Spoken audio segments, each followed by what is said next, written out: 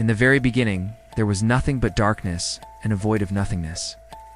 And in this void was a cavernous abyss, and at the bottom of that abyss was an infinite pit. Then from somewhere within that infinite pit, a sound began to echo. And as that sound echoed, the void began to tremble.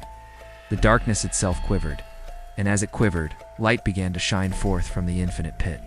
That light grew stronger and stronger until it burst forth from the confines of the void, banishing the darkness forever and creating the first ever star. And with the creation of that star, the universe itself was born. The newborn universe swirled around in a maelstrom of fire and ice for some time. But eventually the winds calmed, and the universe had become a vast emptiness once again. However, this time it wasn't quite as empty as before, because floating in the endless expanse of space were 7 distinct orbs of light. These 7 orbs floated aimlessly throughout the universe, each one filled with potential, each one containing a different aspect of the great primordial force that had birthed them. Each orb was a god. But these 7 gods weren't destined to float around the universe doing absolutely nothing for all eternity. Oh no, they were much more powerful than that. They were much more lonely than that. And so they reached out to one another and with their combined powers created 6 vast continents across the endless ocean that surrounded them. The gods then divided up the land among themselves and settled in. Now the youngest of these gods was a little girl named Nemesis. She was the goddess of righteous vengeance, and her domain was the westernmost continent of all. This meant she was also the furthest away from her siblings, which was something she loathed. She wanted to be closer to her family, but unfortunately she didn't have the power necessary to move her domain. Only Gaia, the oldest of the 7 siblings, had that kind of power. For Gaia was not only the goddess of the earth, but she was also the mother of everything. And it was her who had divvied up the lands to begin with. But just because Nemesis couldn't move her domain didn't mean she couldn't improve it. And so she spent many years making it beautiful.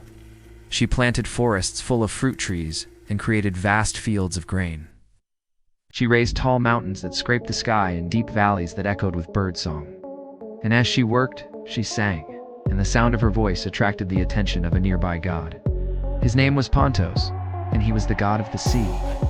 And he too had grown tired of his existence, longed for something more, but didn't know what that could be. Perhaps it was a challenge, perhaps it was a distraction.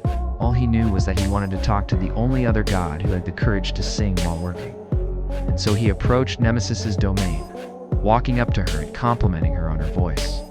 Nemesis, flattered by the praise, invited him into her domain to share a meal with her, and the 2 gods talked for hours over their food. They spoke of how bored they were with existing, how lonely they were in their domains.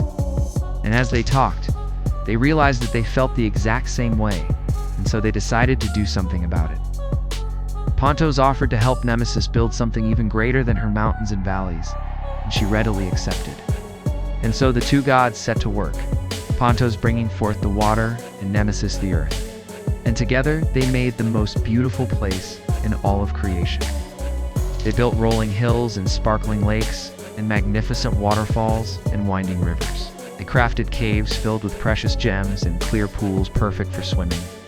And as they worked, they laughed and played and sang, and soon their friendship blossomed into love. However, not all gods were as lucky as Nemesis and Pontus. For although they had been able to find companionship, their eldest sister Hera was still searching for hers. Now, Hera was the goddess of marriage, but she had always been so conceited that no god had ever wanted to marry her, and this made her bitter. She spent her days spying on the other gods, looking for any sign of infidelity, hoping to punish any straying lovers and fill her own heart with vindictive glee. But lately, she had begun to wonder if she shouldn't change her ways. For recently, she had seen her siblings enjoying themselves immensely, and that sight stung her heart like a wasp sting.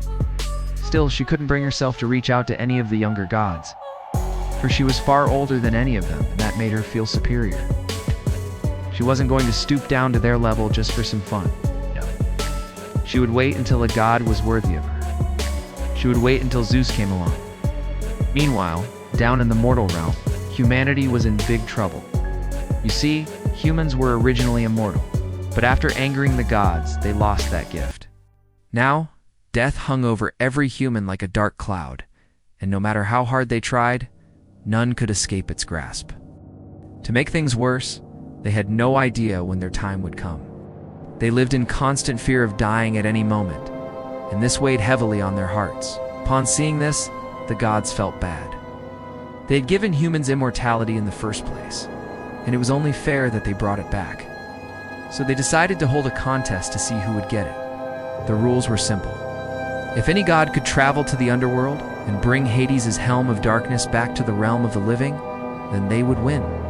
The helm was a nearly invincible helmet that could be used to steal the souls of the dead and return them to their bodies, thus granting them immortality once again. All the gods thought this would be easy enough, but only Nemesis and Pontus volunteered. As it turned out, the other gods either didn't want to risk it or didn't care enough to try. And so it was that these two young gods descended into the underworld, where they faced terrible monsters, waded through rivers of fire, and braved countless other trials. Finally, though, they arrived at the Hall of the Dead, where Hades himself sat on his throne. Now Pontus was terrified to approach such a powerful god, but Nemesis nudged him forward and told him to ask Hades for the helm. So Pontus stepped forward and asked, and Hades agreed, handing the helm over without question. Overjoyed, Pontus grabbed the helm and thanked Hades. Then he and Nemesis turned and fled. As it turned out, though, they hadn't bargained on the strength of Hades. He was far faster than they had anticipated, and soon caught up to them. Enraged, he snatched the helm back from Pontus and struck him with a bolt of lightning, banishing him back to the land of the living. Nemesis, horrified at her lover's plight, begged Hades to spare him, promising to do anything he asked. But Hades was unrelenting. He would take the helm back, or he would take her. Terrified, Nemesis fled, but she didn't get very far. Before long, Hades had caught up to her and carried her down to his domain, where he imprisoned her in a cave. Here he chained her to a wall and left her alone in the darkness, vowing to never let her leave. Now, the gods had promised Pontus that if he succeeded, they would grant him immortality. And so now, as he watched Nemesis fade away into the underworld, he vowed to get her back, even if it cost him his life. And so he did the unthinkable. He went to Hera and asked her to marry him. Of course, she said yes, not because she loved him, but because she was sick of waiting for someone better to come along. And so the two were wed, and Pontus became the king of the gods. This meant that he and Nemesis's daughter, who had been born mere moments before he entered the underworld, were now goddesses. Pontus wasted no time using his new powers. He freed Nemesis from her prison and bestowed immortality upon her and their daughter. He then took the helm of darkness from Hades and gave it to Nemesis, who returned humanity their immortality.